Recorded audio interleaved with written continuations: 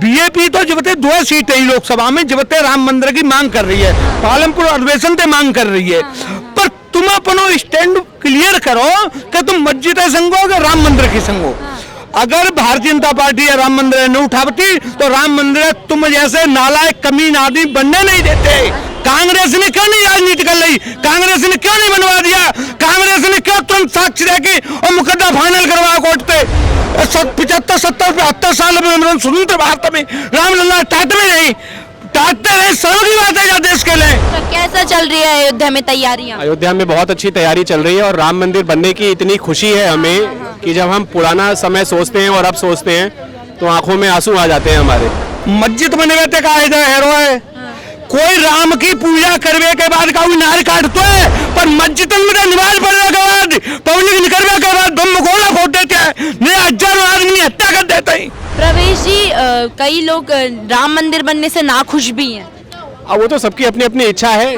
जाकी रही भावना जैसी, प्रभु मुहूर्त देखी तीन तैसी। विपक्ष ऐसा कह रहा है तो वो सही है कह रहा है। और बीजेपी, अगर आप देखें तो बीजेपी का जो इतिहास है वो राम मंदिर से ही शुरू होता है। जब आडवाणी जी ने रथ यात्रा निकाली थी राम मंदिर के लिए, वहीं से शुरू होता है। और आज जहां बीजेपी खड़ी है वो राम के वजह से ही खड़ी है, क्योंकि उसने राम मंदिर कभी छोड़ा नहीं। उसके मैनिफेस्टो में हमेशा राम मंदिर का मुद्दा जो है वो प्रमुखता के साथ रहा है। और आज उसने अपना ये वादा पूरा किया, चाहे वो राम मंदिर का हो, चाहे वो 370 का हो। बीजेपी अपने हर वादे पे खरी उतर रही है, इसीलिए वो लगातार आगे बढ़ती जा रही है। खुश है और जाएंगे भी हम तो वहीं। 22 तारीख को जा रहे हो? हम तो 20 को ही निकल जाएंगे। 20 को निकल रहे हो? प्रभु का बुलावा है तुम्हें? बुलावा ही आया मैम, गाड़ी भर के जाएगी हमारे गांव गाड़ी में। भर के जाएगी। जो खुश नहीं है अलग लेवल पे, जो खुश नहीं है उनको मोदी और योगी दो जो हैं इनके आगे बैठा दो। अच्छा, वो 5 मिनट में खुश हो जाएंगे। हाँ, बहुत खुश हैं जी। आज भारतीय संस्कृति का और हमारी सनातन संस्कृति की एक तरह की विजय हुई है। जो 550 साल से जो हमारे संस्कृति को बचाने के लिए जितने लोगों ने बलिदान दिया है आज तक, और मैं धन्यवाद करना चाहूँगा हमारे माननीय प्रधानमंत्री नरेंद्र मोदी जी का और योगी जी का, और जो भी ट्रस्ट ने इतने साल और अन्य हजारों नहीं लाखों जो लोगों ने बलिदान दिया है राम मंदिर के लिए, हमारी संस्कृति बचाने के लिए। मैं आज उनको आंख बंद करके हाथ जोड़ करके निवेदन करूंगा कि आज उनका सपना जो है साकार हो। जो लोग कह रहे हैं कि धारा 370 अचानक प्रधानमंत्री मोदी जी ने हटवा दी, तो मैं उनकी बुद्धि के ऊपर मेरे को तरस आ रहा है। अच्छा, जो राम मंदिर का विषय में कह रहे हैं भी राम मंदिर बना के राजनीति का मुद्दा बना रहे हैं, उनके बुद्धि के ऊपर मेरे को हंसी आ रही है कि उनकी इतनी छोटी और तुच्छ बुद्धि है। 1951 में भारतीय जनसंघ बनी थी, उसका संविधान लिखा गया था। प्रोफेसर बलराज मधोक जी उसके निर्माता थे, फाउंडर मेंबर थे। जब से राम मंदिर का और धारा 370 का मुद्दा है, जब से मैनिफेस्टो में चल रहा है, तो आज कोई कह रहे अचानक 370 हटा दी या राम मंदिर का मुद्दा बना दिया, तो उनको मैं क्या कहूँगा बताओ आप? मैं उनको एकदम कोरी राजनीतिक रोटियां सेकने वाला बताऊंगा।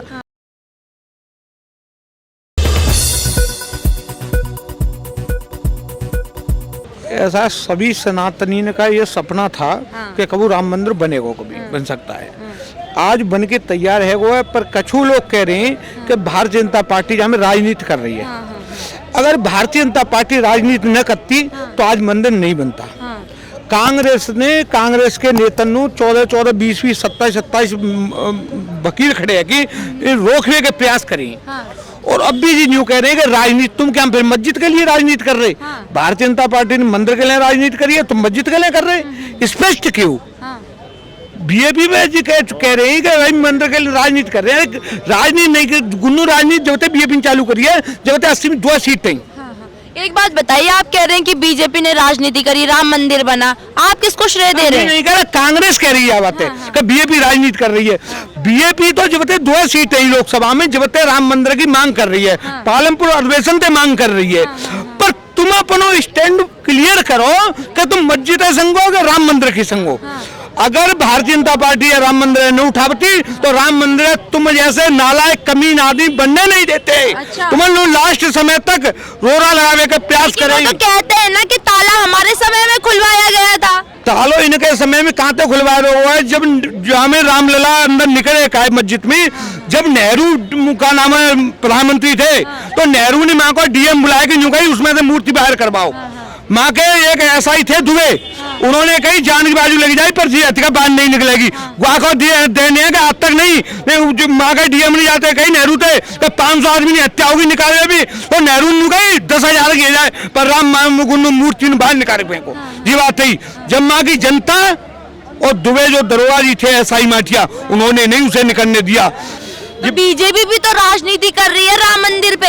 राजनीति नहीं करती तो मंदिर नहीं बनता। राजनीति करिए लेकिन मानते हैं कि बीजेपी राजनीति कर रही है। नहीं करेगी जब तो बना मंदिर अगर क्यों नहीं कांग्रेस ने क्यों नहीं कर रही? कांग्रेस ने क्यों नहीं राजनीति कर रही? कांग्रेस ने क्यों नहीं बनवा दिया? कांग्रेस ने क्यों तुरंत साक्षी रह के और मुकदमा फाइनल करवाया कोर्ट पे? 75, 70, 72 साल में स्वतंत्र भारत में रामलला टाटते नहीं टाटते रहे सर्व की बात है देश के लिए। मस्जिद बने हुए का हेरो है कोई राम की पूजा करने के बाद का नार काटते है पर मस्जिद में नमाज पढ़ने के बाद पब्लिक निकलने के बाद बम गोला फोड़ देते हैं हजारों आदमी हत्या कर देते हैं। माँ कोई सूरमा नहीं बोलते जी कांग्रेस के ट्विटर पैसा खत्म हो जाता है। जब तक सूर्य चंद्रमा है जब तक सनातन है और बाकी अगर धर्म है तो एक सनातन है बाकी मजहब है और जी मजहब ने कह इन हत्या करिए मजहब कह ले मजहब को संतुष्ट करने के लिए राम मंदिरों को रोकने के प्रयास करें। अच्छा अब ये तो और लोगों से पूछते हैं सर क्या कहेंगे राम मंदिर बन रहा है कितने खुश हैं आप? मैं बहुत खुश हूँ। मैं अयोध्या का ही रहने वाला हूँ। अच्छा कैसा चल रही है अयोध्या में तैयारियां? अयोध्या में बहुत अच्छी तैयारी चल रही है और राम मंदिर बनने की इतनी खुशी है हमें कि जब हम पुराना समय सोचते हैं और अब सोचते हैं तो आंखों में आंसू आ जाते हैं हमारे। सर नाम क्या है आपका? प्रवेश पांडे। हाँ जी प्रवेश जी कई लोग राम मंदिर बनने से नाखुश भी हैं। अब वो तो सबकी अपनी अपनी इच्छा है। हाँ। जाकी रही भावना जैसी प्रभु मुहूर्त देखी तिन तैसी। हाँ। तो जो जैसा सोचता है वो उसको वैसे ही फल देंगे भगवान। हाँ। अच्छा सफीकुर रहमान जी कह रहे थे हमारे लिए काला दिवस होगा उस दिन अल्लाह से दुआ करेंगे बाबरी मस्जिद बन जाए। अब भाई वो तो उनकी अपनी इच्छा है वो जो मर्जी दुआ करते रहे। अभी फिलहाल जो चल रहा है अयोध्या में राम मंदिर बन रहा है और सबको उसमें बढ़ चढ़ के हिस्सा लेना चाहिए। 22 तारीख को जश्न मनाना चाहिए दिवाली मनानी चाहिए कि 500 सालों के बाद 550 सालों के बाद ये शुभ दिन आया कि आज रामलला अपने भव्य मंदिर में विराजेंगे।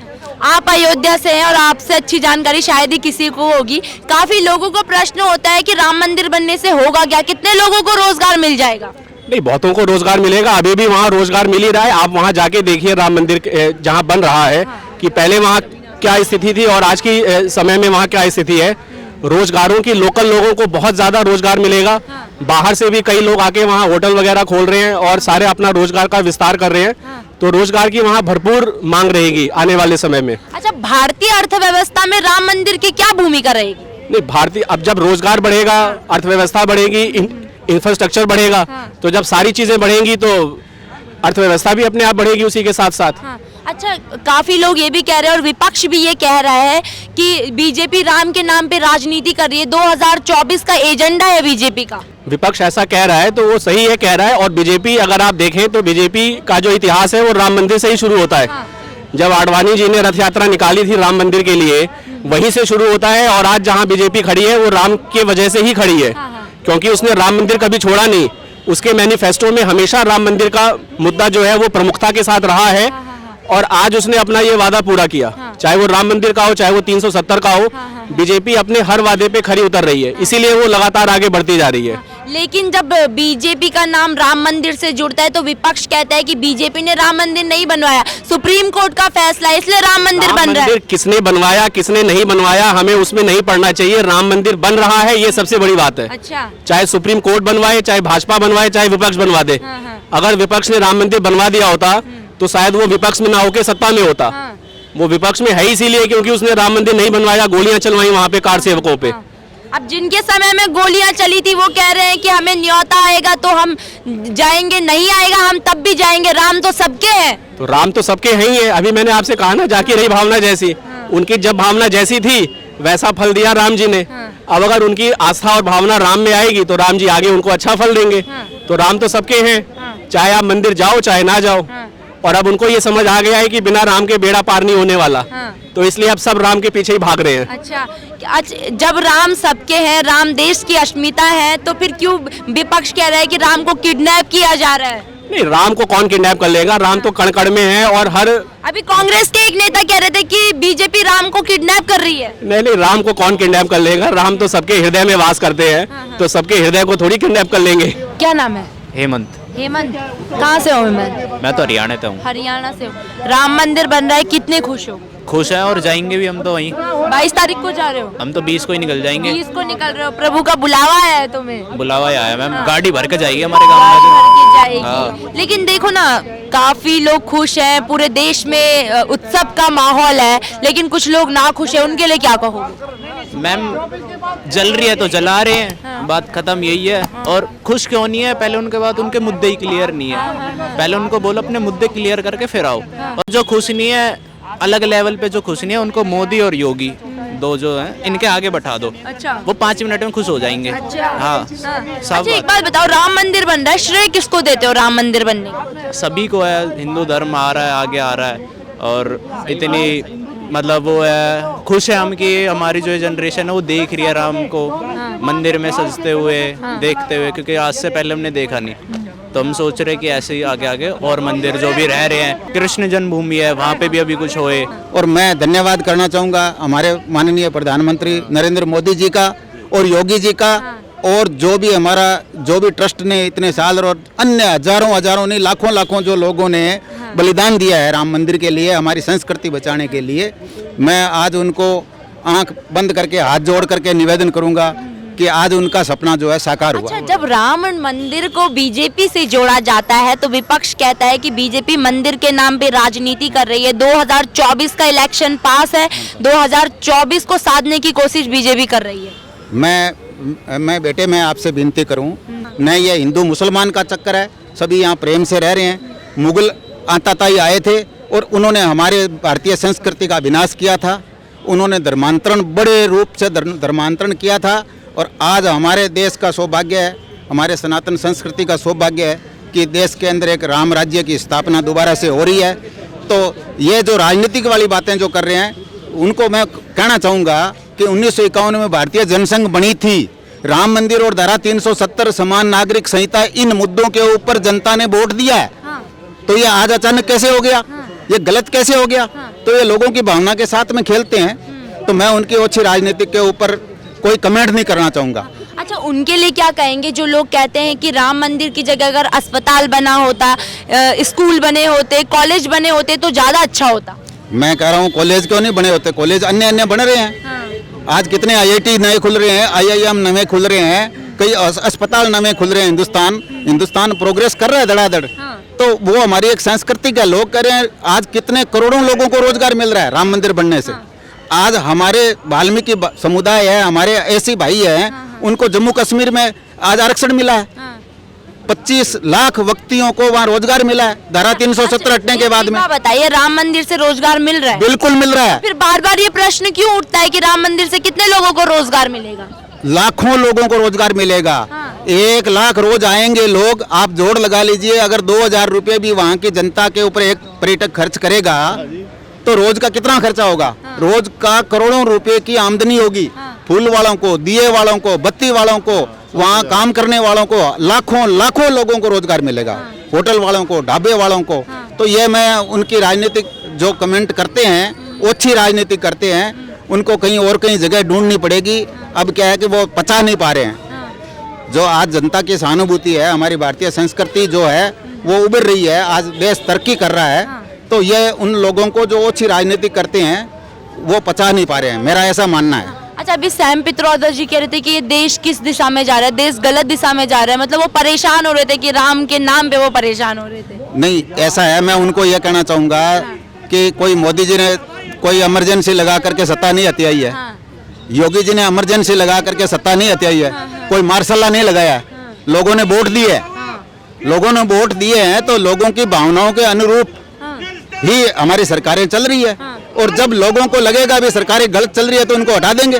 तो इसमें कौन सा मुद्दा है? ये तो गलत बयानबाजी है और छोटी राजनीति है, ओछी राजनीति है। लोगों को दिग्भ्रमित करके और सारे एक पार्टी के एक व्यक्ति के ऊपर दोष लगा रहे हैं। आज तरह तरह के गठबंधन बना रहे हैं जो लोगों के समझ में नहीं आ रहा है। उनका वैकल्पिक क्या है? उनका कोई एजेंडा क्या है? आज प्राइम मिनिस्टर मोदी जी हैं, मैं कोई राजनीतिक पार्टी से जुड़ा हुआ व्यक्ति नहीं हूँ, लेकिन आज मोदी जी 1925 साल तक का एक एजेंडा रख रहे हैं। इनका कोई एजेंडा तो बताइए आप। जो लोग राजनीतिक रोटियां सेक रहे हैं, इनका कोई एजेंडा नहीं है। इनको जनता से कोई मतलब नहीं है। जनता जैसे मर्जी जाए, इनको सत्ता की कुर्सी मिल जाए, बस इनका इतना ही काम है। मैडम, मैं इतना ही कहना चाहूँगा।